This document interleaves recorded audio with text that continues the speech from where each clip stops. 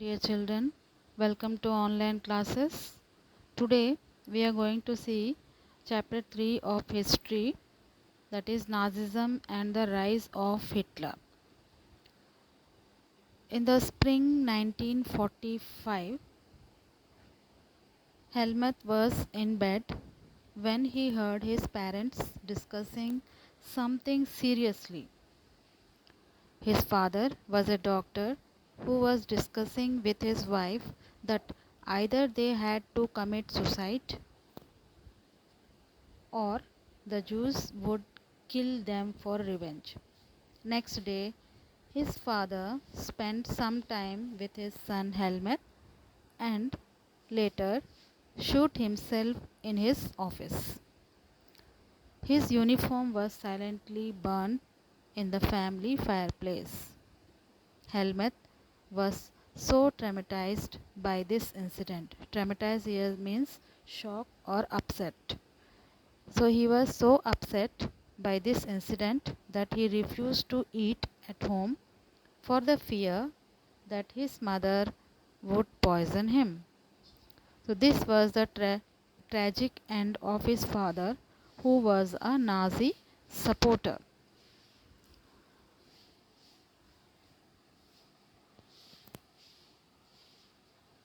Many of us may be knowing about the Nazis and Hitler. Hitler wanted to make Germany into a mighty power, and his aim was to conquering all of Europe.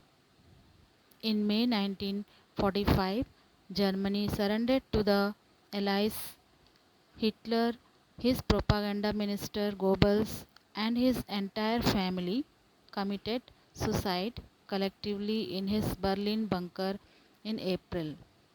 At the end of the war, an international tribunal at Nuremberg was set up to prosecute Nazi war criminals for crimes against peace, for war crimes against humanity. During the war, Germany's those actions which came to be called crimes against humanity raised serious moral and ethical questions. Here, Nuremberg Tribunal. Tribunal at Nuremberg, that means Nuremberg means it is a actually place where an international military tribunal was set up at the end of the Second World War to prosecute Nazi criminals. Then what is tribunal? Tribunal means it is generally any person or institution with authority to judge, adjudicate or determine claims. Now here propaganda. Propaganda means information and ideas that may be false or exaggerated, which are used to gain support for a political leader, party, etc. Then next we talk about here two powers, that is Allies power and Axis powers. The Allied powers were initially led by the UK and France. In 1941, they were joined by the USSR and USA. They fought against the Axis power, namely Germany, Italy, and Japan. Now, let us see under the shadow of Second World War what happened. In Second World War, Germany had waged a genocidal war. Let us see what is genocidal war in Germany. It means the mass murder of selected groups of innocent civilians of Europe. Nazis killed the Jews, Gypsies, and the Polish civilians. They killed people in poisoned gas chambers. Number of people killed included 6 million Jews, 2 lakh Gypsies, 1 million Polish civilians, 70,000 Germans who were considered mentally and physically disabled besides many political opponents. The Nuremberg Tribunal sentenced only 11 leading Nazis to death. Many others were imprisoned for life. The redistribution did come, yet the punishment of the Nazis were far short of the brutality and extent of their crimes. The Allies did not want to be as harsh on defeated Germany as they had been after the First World War. Everyone came to feel that the rise of Nazi Germany could be partly traced back to the German experience at the end of the First World War. Then we come to birth of the Weimar Republic. The Weimar Republic was Germany's government from 1919 to 1933, the period after World War I. Until the rise of Nazi Germany, it was named after the town of Weimar, where Germany's new government was formed by the National Assembly after the abdication. Germany, a powerful empire in the early years of 20th century, it fought the First World War between 1914 to 1918 alongside the Austrian Empire and against the Allies. All joined the war enthusiastically, hoping to gain from a quick victory. Little did they realize that the war would stretch on, eventually draining Europe of all its resources. Germany made initial gains by occupying France and Belgium. However, the Allies, strengthened by the US entry in 1917, won, defeating Germany and the Central Powers in November 1918. After the defeat of Germany and abdication here means give up the role of king or queen. Abdication of the emperor gave an opportunity to parliamentary parties to recast German polity. So National Assembly met at Weimar and established a democratic constitution.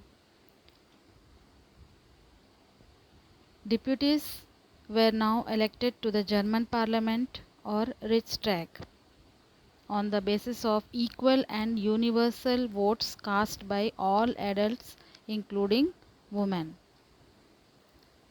This republic, however, was not received well by its own people because of the terms it was forced to accept after Germany's defeat at the end of the First World War.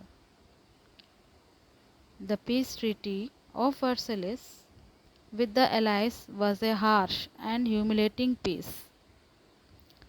Germany lost its overseas colonies, 13% of its territories, 75% of its iron and 26% of its coal to France, Poland, Denmark and Lithuania. The Allied powers demilitarized Germany to weaken its powers. The war guilt cause held Germany responsible for the war and damages the Allied countries suffered. Germany was forced to pay compensation. The Allied armies occupied resource-rich Rhineland for much of the 1920s. Many Germans held the new Weimar responsible for not only the defeat in the war but the disgrace at Versailles. The war had a great impact on the entire continent psychologically and financially, as the war guilt clause held Germany responsible for the war and damages the Allied countries suffered. Germany was forced to pay compensation. The effect on political life Unfortunately, the infant Weimar Republic was made to pay for the sins of the old empire. The republic was financially crippled and was forced to pay war compensation. Those who supported the Weimar Republic, mainly socialists, Catholics, and Democrats, became easy targets of attack in the conservative nationalist circles.